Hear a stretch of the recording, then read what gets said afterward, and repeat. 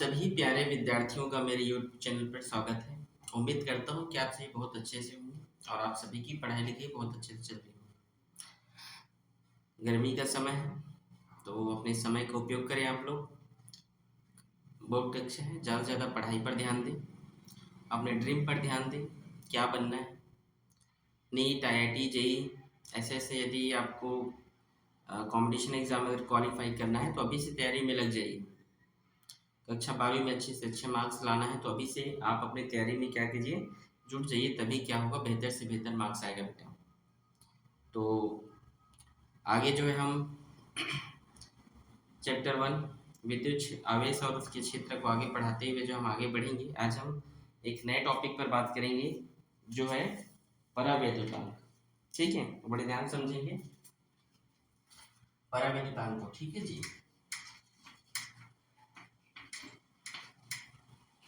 परावैद्युतांक होता क्या है ये आपको समझना जरूरी है। ठीक है, कि परावैद्युतांक क्या है। देखिए, इसे हम कैसे डिनोट करते हैं, सबसे पहले ये लिख देना, इसे हम डिनोट करते हैं कैसे। ठीक है, परावैद्युतांक क्या है, तो सबसे पहले इसके मैं आपको एक डेरिवेशन समझा रहा हूँ। मान लीजिए दो आवेश हैं जिसे वायु या निर्वात में रखा गया है। ठीक है, वायु या निर्वात में रखने पर इसे। ठीक है, तो क्या होता है आप जानते हैं, इस पर जो बल लगता है F = 1/4π इंटू Q/r²। ठीक है, दो आवेश है। ठीक है जी, दो आवेश, तो Q1 Q2 इस तरीके से दो आवेश जो है यहाँ पर रखे गए हैं वायु निर्वात में ही, आप देख सकते हैं। इसे मैं जो है समीकरण 1 बोल दे रहा हूँ। ठीक है, आगे देखिए, अब यदि इन्हीं आवेशों को हम क्या करें, किसी माध्यम में रख देते हैं। किसमें रख देते हैं, माध्यम में। माध्यम मतलब एल्कोहल हो, ठीक है, या इथर, ऐसे हम माध्यम में क्या करते हैं, इन्हें रख देते हैं। ठीक है जी, तब क्या होता है, तब देखिए आप देख सकते हैं यहाँ पे इस पर जो बल लगेगा F = 1/4πε0 और यहाँ पर Q का क्या हो जाता है, गुणा हो जाता है, और Q1 Q2/r², समीकरण 2। ठीक है, समीकरण 1 और 2 से, ठीक, इसको 1 इसको 2 करें। ठीक है, समीकरण 1 और 2 का क्या करने पर, भाग करने पर, हम भाग कर दे रहे हैं। तब हम देखते हैं क्या होता है कि सभी वैल्यू क्या हो जाएगा, कैंसिल हो जाएंगे। ये सभी देखिए समान है, सभी कैंसिल हो जाएगा। बस हमारे पास क्या निकल कर आएगा, F1/F2 बराबर, ये सभी कैंसिल हो जाएंगे, सिर्फ एक क्या होगा यहाँ पर बचेगा। ठीक है, सभी वैल्यू क्या हो जाएंगे, कैंसिल हो जाएंगे, और यहाँ पर जो के है यही क्या होगा, बचेगा। तो इसी को क्या कहा जाता है, परावैद्युतांक कहते हैं। परिभाषा समझेंगे क्या होता है, वायु निर्वात में, वायु या निर्वात में दो आवेशों, वायु या निर्वात में दो आवेशों के मध्य लगने वाला बल। ठीक है, दो वायु निर्वात में रखे दो आवेशों के मध्य लगने वाला जो बल होगा, ठीक है, बल तथा किसी माध्यम में उन्हीं दोनों आवेशों के मध्य लगने वाला जो बल होता है उसी को क्या कहा जाता है, परावैद्युतांक कहते हैं। ठीक है, फिर से समझा रहा हूँ, देखिए, वायु या निर्वात में दो आवेशों के मध्य लगने वाला बल तथा वायु निर्वात में दो आवेशों के मध्य लगने वाला बल तथा किसी माध्यम में उन्हीं दोनों आवेशों के बीच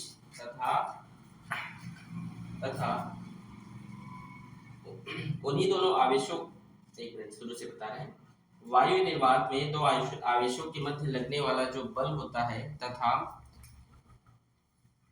तथा उन्हीं दोनों आवेशों के मध्य लगने वाला बल, यदि हम उसको किसी माध्यम में रख देते हैं, ठीक है, तो उनके बीच जो लगने वाला जो बल होता है उसी को क्या कहा जाता है जी, परावैद्युतांक कहते हैं। एक बार फिर से मैं आपको एक बार बोल रहा हूँ, ध्यान सुनेंगे। वायु या निर्वात में दो आवेशों के मध्य लगने वाला बल तथा किसी माध्यम में उन्हीं दो आवेशों के मध्य लगने वाले बल को क्या कहा जाता है जी, परावैद्युतांक कहते हैं। ठीक है, तो देखिए, और हर एक माध्यम का जो पराविद्युतांक होता है वो भिन्न भिन्न होता है, अलग अलग होता है, ये चीज आप याद रखेंगे, ठीक है। तो इसे आप क्या करें, नोट करें।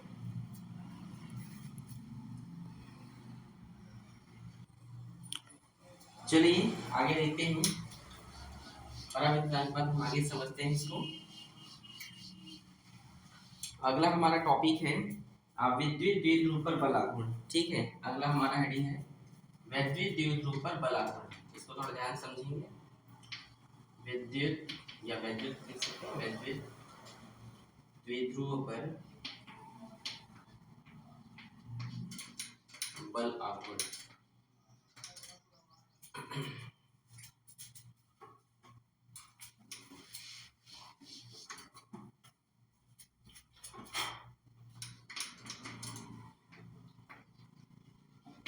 विद्युत द्विध्रुव पर बल आघूर्ण, ठीक है। चलिए टार्क, ठीक है, इसे हम टाउ से प्रदर्शित करते हैं बल आघूर्ण को। कक्षा 11वीं में भी आपने पढ़ा होगा, ठीक है जी।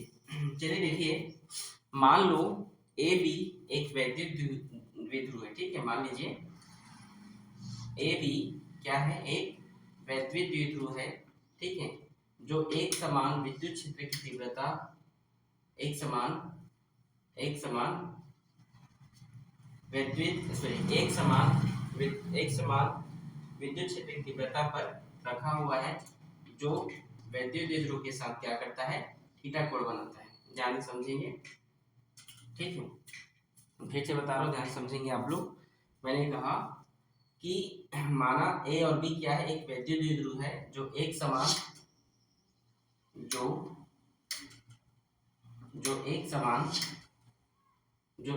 विद्युत क्षेत्र की तीव्रता पर क्या किया गया है जी, रखा गया है। और जो विद्युत द्विध्रुव के साथ क्या करता है, यहाँ पर थीटा कोण क्या कर रहा है, यहाँ पर ये बना रहा है, ठीक है। मैं मानता हूं कि यहाँ पर ए पर मैं इस बिंदु पर प्लस क्यू चार्ज और यहाँ पर मैंने माइनस क्यू चार्ज दिया है, और यहाँ पर देखिए थीटा कोण बना हुआ है, और इनके बीच की जो प्रभावकारी लंबाई है वैसे 2l जो है मान रहा हूँ। क्या मान रहा हूँ जी, 2l मान रहा हूँ। और इनकी लंबवत दूरी को मैं इस तरीके से, इस पॉइंट को मैंने C नाम दिया, ठीक है। अगर ये थीटा कोण है तो भी एकांतर कोण होने के कारण ये भी क्या होगा जी, थीटा कोण होगा। ध्यान समझेंगे आप लेक्चर को। और आप चाहे तो इसे मिटा सकते हैं, ऑनलाइन को नहीं लिखेंगे तो भी चलेगा, लिखेंगे तो भी कोई दिक्कत नहीं है, ठीक है, आप लिख भी सकते हैं, ठीक है जी। तो देखिए आगे देखिए, और यहाँ पर क्या है, एक बल जो है चुंबकीय क्षेत्र, सॉरी यहाँ पर थीटा कोण बनाते हुए ये क्या है, विद्युत क्षेत्र की क्या है जी, तीव्रता है। इसके साथ क्या कर रही है, थीटा कोण बना रहा है, और यहाँ पर एक बल कार्य कर रहा है, वो बल है F इक्वल्स टू आवेश गुणा विद्युत क्षेत्र की तीव्रता, ठीक है। इसके ठीक इधर विपरीत, इसके विपरीत भी क्या है, एक बल, समान बल, परिमाण में समान ही ये सभी, ठीक है। यहाँ पर जो बल कार्य कर रहा है, ठीक उसी प्रकार यहाँ पर भी इसके विपरीत क्या कर रहा है, समान परिमाण का बल क्या है, कार्य कर रहा है, जिसके कारण क्या हो रहा है, यहाँ पर एक बल युग्म का निर्माण हो रहा है, और यह आघूर्ण की तरह यहाँ पर क्या हो रहा है, द्विध्रुव पर बल आघूर्ण जो लग रहा है, यहाँ पर एक प्रत्यानयन बल, अर्थात यहाँ पर बल युग्म का क्या हो गया, निर्माण हो गया है, अगर बल युग्म का निर्माण हो गया तो वहां पर हम बोल सकते हैं बल आघूर्ण जो है की क्रिया या कार्य हो रहा है। फिर से चलिए समझा रहा हूं मैं। यहाँ पर देखिए ए बी विद्युत द्विध्रुव पर, ए बी विद्युत ध्रुव, ए बी दो बिंदु जो विद्युत द्विध्रुव है, जो एक समान विद्युत तीव्रता पर थीटा कोण बनाते हुए रखा गया है, ठीक है, जिसकी जहाँ पर उन दोनों बिंदुओं पर जो है प्लस क्यू और माइनस क्यू जो चार्ज भी है, और उनके बीच की दूरी क्या है जी, 2l है, और इनकी लंबवत दूरी क्या है, यहाँ पर c है, ठीक है। आगे देखिए, अब चलिए इसके लिए हम जो है छोटा सा कैलकुलेशन करते हैं, छोटा सा गणना है, बड़े ध्यान से आप लोग समझिएगा, ठीक है। चलिए स्टार्ट करते हैं। यहाँ पर आप लोग पूरा लिखेंगे क्या क्या आपने किया है, माना कि ये है वैसे करके, जब भी आपको लिखना है आप लिखिएगा जो फिगर में है, ठीक है।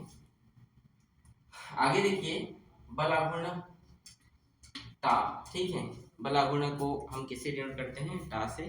टा एक प्रकार क्या होता है, कार्य होता है, ठीक है, जो क्या होता है, कार्य बराबर होता है बल गुणित विस्थापन। तो बल क्या है यहाँ पर, F गुणा विस्थापन क्या हो रहा है यहाँ पर, उसके लंबवत दूरी, ठीक है, ए बी और ए सी, तो इसकी लंबवत दूरी क्या है, सी है, तो आप यहाँ पर लिख सकते हैं ए सी। ठीक है, आगे देखिए, tau equals to F, F का मान हम यहाँ से पुट कर देते हैं, क्यू ई मल्टीप्लाई ए सी। ध्यान समझेंगे, यदि मैं यहाँ पर साइन थीटा निकालूं, क्या निकालो जी, साइन थीटा निकालूं, तो मुझे क्या चाहिए, एसी का मान चाहिए। तो साइन थीटा बराबर क्या होता है, साइन थीटा बराबर होता है लंब बटे कर्ण। तो लंब क्या है यहाँ पर, अगर थीटा है तो थीटा का जो सामने वाला होता है, अगर ये थीटा है तो थीटा का सामने वाला क्या होता है, लंब होता है। तो एसी बटे कर्ण, कर्ण है आपका ए बी, तो ए बी की वैल्यू क्या है यहाँ पर 12 दिया गया है। तो मैं यहाँ पर क्या कर सकता हूँ, AC का मान निकाल सकता हूँ। AC बराबर होगा 12, इधर झाप में इधर गया तो गुणा में 2L sin थीटा, और इस मान को क्या कर दूँ, इस AC की जगह पुट अप कर देता हूँ। ठीक है, तो यहाँ पे लिख सकता हूँ 2L sin थीटा। ठीक है, टाई इक्वल्स टू, देखिए ये 2L, ये Q और ये जो 2L होता है, ठीक है, हम जानते हैं P बराबर क्या होता है, 2QL होता है। तो ये 2QL की जगह मैं क्या लिख सकता हूँ, P लिख सकता हूँ, P E साइन थीटा। ये छोटा सा क्या है हमारे पास, ये कैलकुलेशन है, बहुत इजी है। तो आगे आप समझिएगा, ठीक है, यहाँ तक कोई दिक्कत किसी को, एक बार और देख लीजिएगा वीडियो को, अगर आपको समझ में नहीं आएगा तो एक दो बार और इसको समझने का प्रयास कीजिएगा। ठीक है, आगे चलिए हम देखते हैं। अब यहाँ पर हम इसके कुछ कंडीशन अप्लाई कर देते हैं। ठीक है, स्थिति एक, कंडीशन हम ये अप्लाई कर देते हैं। ठीक है, कंडीशन भी हमें अप्लाई करनी है, थीटा बराबर मान लीजिए यदि 0 डिग्री, थीटा बराबर क्या है, 0 डिग्री, मतलब ये जो थीटा है इसके क्या हो जाए जी, समानांतर। ठीक है, क्या है, समानांतर है। ठीक है जी, तब क्या होगा, तब टाई इक्वल्स टू हम लिख सकते हैं पी ई साइन, और थीटा का जगह क्या है 0, तो साइन 0, और टाई इक्वल्स साइन 0 का मान क्या होता है, 0 होता है। ठीक है, और इसे टा का न्यूनतम मान कहा जाता है। ठीक है, इसे याद रखेंगे। ठीक है, और यदि मान लीजिए हम स्थिति 2 पर यहाँ पर बात करते हैं, स्थिति सेकंड, और यहाँ पर हम देखते हैं कि थीटा बराबर मान लीजिए 90 डिग्री हो, अर्थात ये जो है इसके साथ इस तरीके से 90 डिग्री, आप देख सकते हैं 90 डिग्री क्या हो, अगर एंगल बने घूमे, ठीक है, तब क्या हो, ये tau equals to P E sine 90, और tau equals to P E sine 90 का जो मान होता है वो 1 होता है, और ये जो है टा का अधिकतम या मैक्सिमम इसको मान कहा जाता है। ठीक है, ये इस तरीके से। ठीक है जी, ये आपका वैद्युत विद्युत पर बलागुण का छोटा सा कैलकुलेशन क्या होता है यहाँ पर कंप्लीट होता है। इसे आप समझने का प्रयास करेंगे, बहुत छोटा सा कैलकुलेशन है। ठीक है जी, ये इसकी कंडीशन है। ठीक है, इसे एक बार स्क्रीनशॉट ले लें।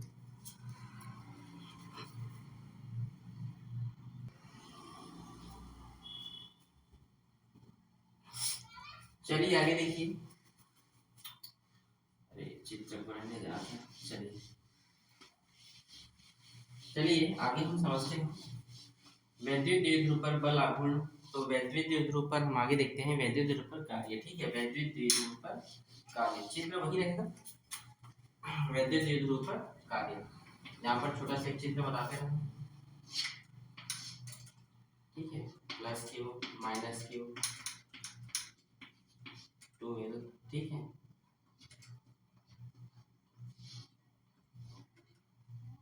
ये थीटा कोण बना रहे हैं इसके साथ, वैद्युत ध्रुव और विद्युत तीव्रता के साथ इस तरीके से। ठीक है, तो चलिए हम यहाँ पर वैद्युत द्विध्रुव पर हम कार्य देखते हैं। तो देखिए, यदि मान लीजिए ये जो यहाँ पर मान लीजिए यदि समांतर, यदि जो यहाँ पर ये क्या हो, संतुलन की स्थिति में हो, ये जो वैल्यू है जहाँ पर जो जो गति हो या जो भी द्विध्रुव है, ये क्या है, संतुलन की स्थिति पर हो। मान लीजिए किस स्थिति पर हो जी, संतुलन की स्थिति पर हो। ठीक है, संतुलन की स्थिति पर हो, तब हम क्या कर सकते हैं, यहाँ पर डी थीटा कोण, मतलब छोटा सा डी थीटा कोण घुमाने में कितना कार्य करना पड़ रहा है, हम उसके यहाँ पर क्या करेंगे, गणना करेंगे। ठीक है, तो चलिए यहाँ पर हम लिखते हैं डी थीटा कोण घुमाने में किया गया किया गया कार्य, ठीक है। तो डी थीटा कोण घुमाने में किया गया कार्य छोटा सा छोटा छोटा मतलब डी थीटा कोण घुमाने में किया गया कार्य, तो क्या होगा, छोटा कार्य यहाँ पर किया जा रहा है, ठीक है। तो डी डब्ल्यू, और यहाँ पर बल गुणा गुणा डी थीटा। यहाँ पर जो डी थीटा है, ठीक है, ये कोणीय विस्थापन है, मतलब वो किस तरीके से घूमेगा, वो इस तरीके से, ठीक है जी, इस तरीके से, मतलब वो क्या होगा, घूमते रहेगा। देखिए इस तरीके से क्या होगा, एक इस तरीके से कोणीय विस्थापन आप लोग से 11वीं में पढ़े हैं, इस तरीके से क्या होगा, वह घूमते रहेगा, ठीक है जी। तो देखिए आगे हम वैल्यू पुट करते हैं, डी डब्ल्यू इक्वल्स टू टा का मान अभी आपने देखा है पीई साइन थीटा, ठीक है, पीई साइन थीटा अभी आपने देखा था, टा का जो वैल्यू था, और ये क्या है इनटू डी थीटा, ठीक है।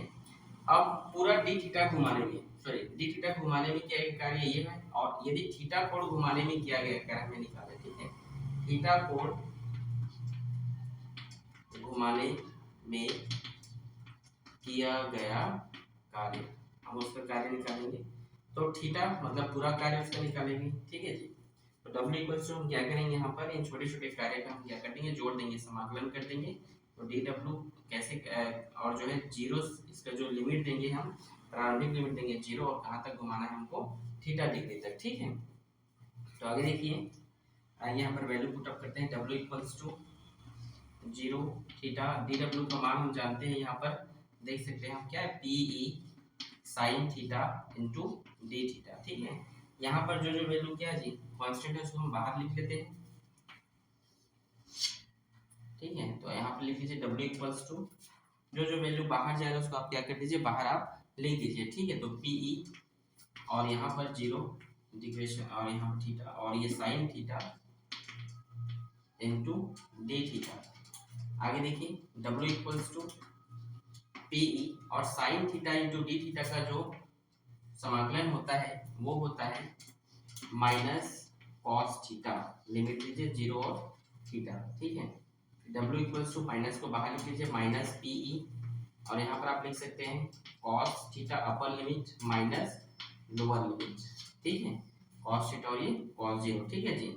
आगे देखिए W इक्वल्स टू, इस माइनस को अंदर में गुणा कर देंगे, ठीक है, माइनस पीई, और ये होगा cos theta minus cos zero का मान, यहाँ पर हम एक लिखेंगे, ठीक है, कॉस जीरो का मान हम क्या लिखेंगे, एक लिखेंगे।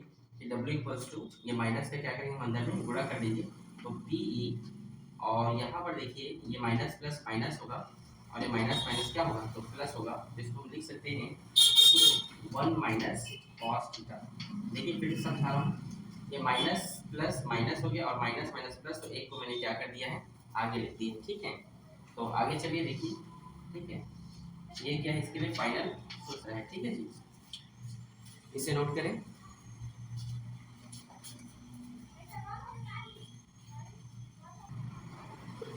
अब देखिए वैद्युत द्विध्रुव पर स्थिति ऊर्जा की हम गणना करेंगे, ठीक है, इसकी स्थिति ऊर्जा की, ठीक है, स्थिति ऊर्जा की हम क्या करेंगे, जो कार्य है वो क्या है, ऊर्जा के रूप में संचित हो जाता है।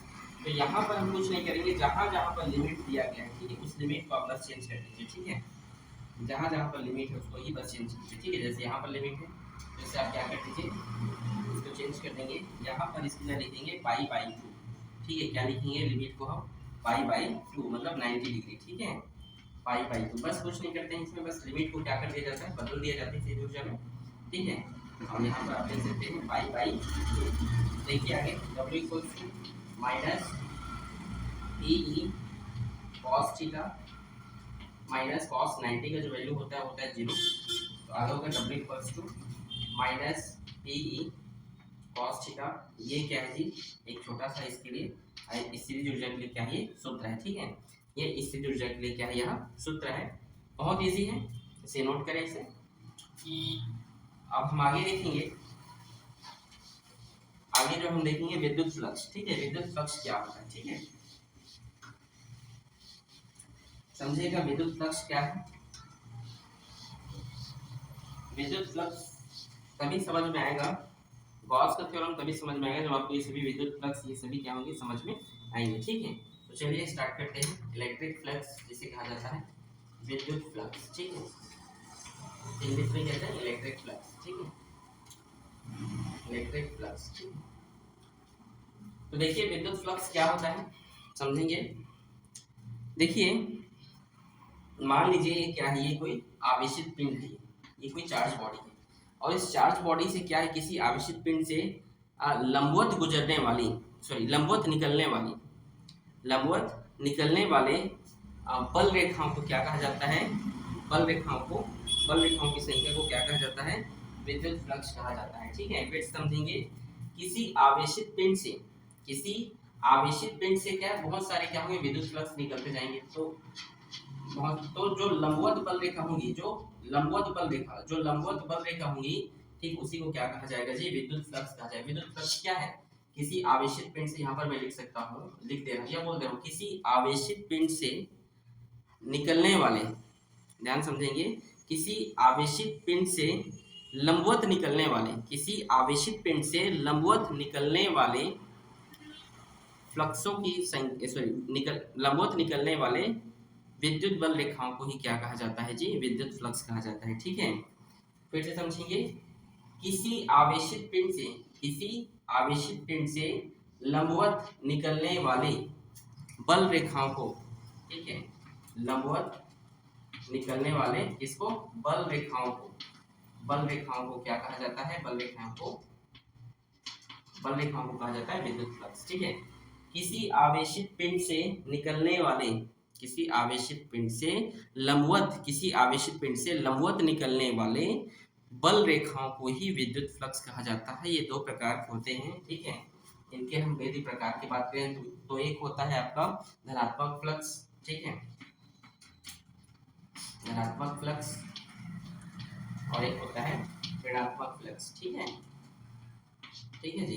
धनात्मक फ्लक्स और धनात्मक फ्लक्स क्या है, यदि कोई आवेशित पिंड है तो इससे लंबवत जो धन रेखाएं बाहर की ओर निकलती जाएंगी, जो विद्युत फ्लक्स, जो बल रेखाएं बाहर की ओर क्या होंगी, निकलती जाएंगी, ठीक है, उसे क्या कहा जाता है, धनात्मक फ्लक्स कहा जाता है। और यदि इस आवेशित पिंड से यदि कोई बल रेखाएं अंदर की ओर क्या है आती हैं, आवेशित पिंड या कोई आवेश जो बल रेखाएं होती हैं, यदि किसी आवेशित पिंड से लंबवत जो है यदि कोई बल रेखाएं अंदर की ओर प्रवेश करती है तो उसे क्या कहा जाता है जी, ऋणात्मक फ्लक्स कहा जाता है, ठीक है। आगे हम समझते हैं हम इसकी गणना किस तरीके से करेंगे, ठीक है, हम इसकी गणना किस तरीके से करेंगे तब आपको समझना ही होगा। मान लीजिए, ठीक है, ये क्या है, मेरा जो पूरा बोर्ड है, ये जो पूरा बोर्ड दिख रहा है, ये एक पृष्ठ है, और इस पूरे बोर्ड का ये छोटा सा हिस्सा ये भी है ना, इस पूरे बोर्ड को यदि मैं एस बोलूंगा तो इस छोटे हिस्से को मैं क्या बोल रहा हूँ, एस बोल रहा हूँ, ठीक है, इस छोटे हिस्से को मैं क्या बोल रहा हूँ जी, यहाँ पर एस बोल रहा हूँ। मैं यहाँ पर क्या कर दिया, एक नॉर्मल इस तरीके से खींच दिया, और ये क्या है, एक विद्युत क्षेत्र की तीव्रता ई है, ठीक है, ये ई है, और ये क्या है, नॉर्मल एन है, और ये क्या बना रहा है, यहाँ पर थीटा कोण बना रहा है। ध्यान समझिए, यदि ये पूरा बोर्ड मेरा, मैं बोल रहा हूँ विद्युत फ्लक्स की गणना कैसे करते हैं, ठीक है, तो देखिए यदि ये पूरा बोर्ड क्या है, मेरा एस है, पृष्ठ है, तो उसका छोटा सा हिस्सा क्या होगा, डीएस होगा, ठीक है। मैंने क्या किया, इस पृष्ठ पर इसलिए से नॉर्मली खींचा, और वहीं से एक जो है विद्युत क्षेत्र तीव्रता मैंने ई लिया, जो क्या करता है उसके साथ थीटा कोण बना रहा है, ठीक है। तो इसके लिए जो सूत्र होता है वो होता है, अच्छा, विद्युत फ्लक्स होता है, इसको फाई ई से डिनोट करते हैं, ये भी आप लिखिए, ठीक है, फाई ई से, ठीक है। तो इसके जो सूत्र होगा, phi E equals to E D S cos theta. ये क्या है, इसका एक फॉर्मूला है, विद्युत फ्लक्स निकालने के लिए जो गणना की जाती है उसका फॉर्मूला है phi E equals to E D S cos theta, ठीक है। अब यहाँ पर सवाल सर कॉस थीटा ही क्यों लिए, साइन दूसरा ट्रिग्नोमेट्री की प्रॉपर्टीज क्यों नहीं लिए सर, कॉस थीटा ही क्यों लिए, साइन क्यों नहीं लिए, tan क्यों नहीं लिए। तो इसका कारण ये है कि विद्युत क्षेत्र की तीव्रता क्या है जी, एक सदिश राशि है, ठीक है। तो क्या करेगा, ये थीटा कोण इसके साथ बना है, तो यहाँ पर दो घटक उत्पन्न हो जाते हैं, एक घटक जो है लंबवत और एक घटक जो है क्षैतिज, ठीक है, ये क्षैतिज है और ये क्या है, लंबवत है, ठीक है। तो हम कक्षा 11 में पढ़े तो थीटा का पास वाला क्या, थीटा का पास वाला होता है cos थीटा होता है, तो e, ठीक है, e cos थीटा, और जो थीटा से जो दूर होता है उसको हम क्या बोलते हैं, sin थीटा, ठीक है। तो विद्युत फ्लक्स में हमने पढ़ा था क्या, लंबवत निकलना है, तो लंबवत तो यही निकल रहा है ना भाई, ये तो क्षैतिज निकल रहा है, तो जो इसीलिए हमने यहाँ पर क्या लिखा है, cos थीटा क्यों लिखा है, क्योंकि लंबवत है, ठीक है। और देखिए अगर ये विद्युत क्षेत्र तीव्रता है, अगर ये विद्युत क्षेत्र पे ये क्या है, सदिश राशि है, तो इसके दो घटक हैं, एक लंबवत और एक क्षैतिज, ठीक है। तो जो थीटा का पास होता है उसे cos थीटा कहा जाता है, थीटा से दूर होते उसे sin थीटा कहते हैं। और परिभाषा में बोला गया कि लंबवत पर लिखे तो लंबवत तो यही है, तो इसीलिए हमने यहाँ पर क्या लिया है, cos थीटा लिया है, ठीक है। बहुत इजी है ये सभी, अच्छे से अगर आप पढ़ेंगे तो, ठीक है। इसे एक बार नोट कर लें।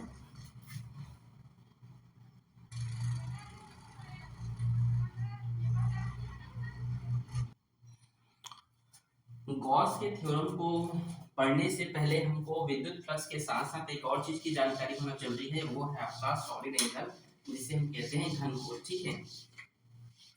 घन कोण क्या होता है, घन कोण चलिए समझते हैं, ठीक है। देखिए घन कोण क्या होता है, इसे इंग्लिश में सॉलिड एंगल कहते हैं। सॉलिड एंगल घन कोण कहा जाता है हिंदी में इसे।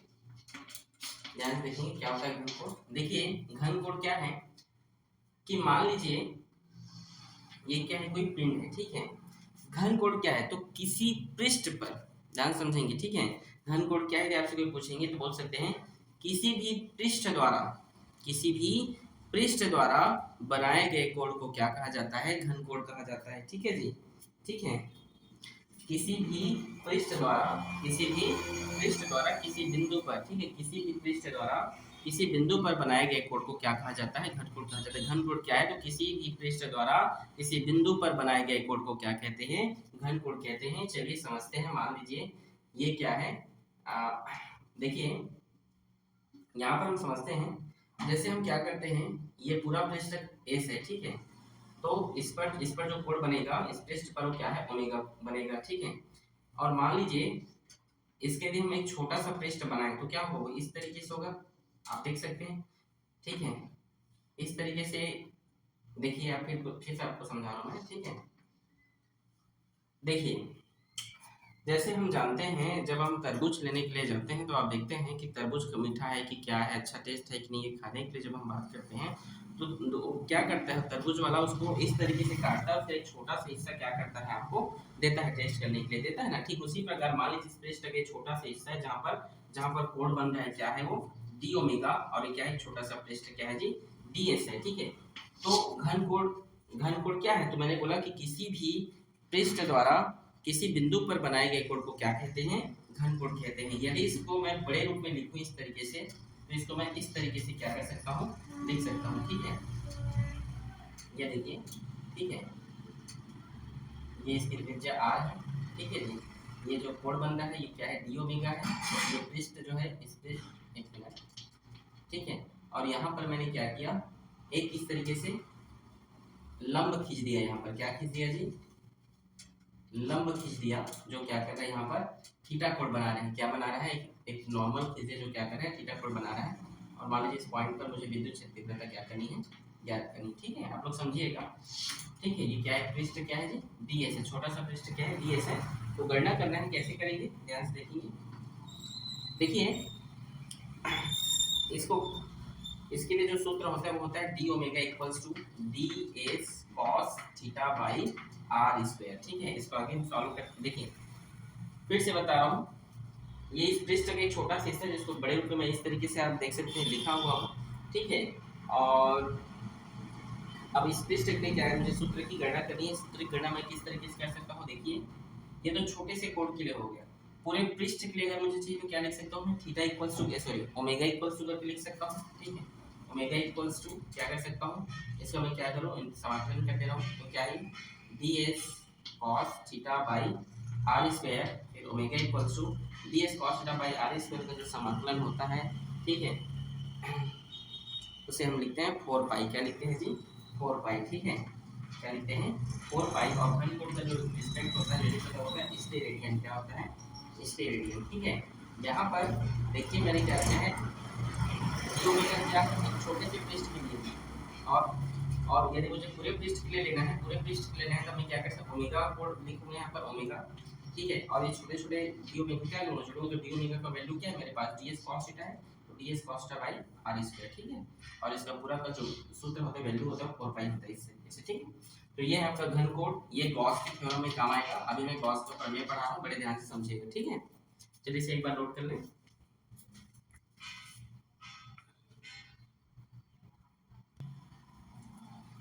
अब चलिए हम स्टार्ट करते हैं गॉस का प्रमेय। बहुत ही महत्वपूर्ण है, ये परीक्षा में आता ही है। ठीक है, तो गॉस का प्रमेय समझिएगा क्या है। गॉस का प्रमेय क्या होता है, ध्यान से देखिएगा। गॉस का प्रमेय, ठीक है, क्या होता है गॉस का प्रमेय, चलिए समझते हैं। देखिए, ध्यान समझेंगे। ये क्या है, पृष्ठ है एस, ठीक है जी। ये बिंदु ओ है जहां पर क्या है, प्लस क्यू आवेश रखा गया है, ठीक है। और ये क्या है, उसके फ्लक्स है, ठीक है। ये उसकी दूरी, हम यहाँ पर आर, यहाँ पर एक पृष्ठ, छोटा सा पृष्ठ बन रहा है जिसका नाम मैंने यहाँ पर ds रखा है, ठीक है। ये विद्युत क्षेत्र की तीव्रता है। यहाँ पर मैंने एक नॉर्मल खींचा जिसे मैंने, जहाँ पर थीटा कोण बना था जिसको मैंने n नाम दिया, ठीक है। ध्यान समझेंगे, ये एक पृष्ठ है, ठीक है। देखिए, गॉस का जो सूत्र होता है ये होता है phi e equals to Q by epsilon naught, ठीक है। तीव्रता यहाँ पर की क्या है, यहाँ पर ज्ञात करनी है, ठीक है। तो चलिए देखिए किस तरीके से हम बनाते हैं। इसका जो डेफिनेशन है आप याद कर सकते हैं। कैसे याद करेंगे, देखिए इसका जो याद रखेंगे, गॉस का प्रमेय किसके लिए दिया गया था, बंद पृष्ठ के लिए दिया गया था, याद रखेंगे ना। ये जो कथन है पॉइंट टू पॉइंट आपको लिखना। क्या होता है गॉस का प्रमेय, बड़े ध्यान सुनिएगा। किसी बंद पृष्ठ से गुजरने वाला संपूर्ण विद्युत फ्लक्स, किसी बंद पृष्ठ से गुजरने वाला संपूर्ण विद्युत फ्लक्स उस बंद पृष्ठ में उपस्थित आवेश का 1/एप्सिलॉन नॉट गुना होता है, ठीक है। ध्यान सुनिए, किसी बंद पृष्ठ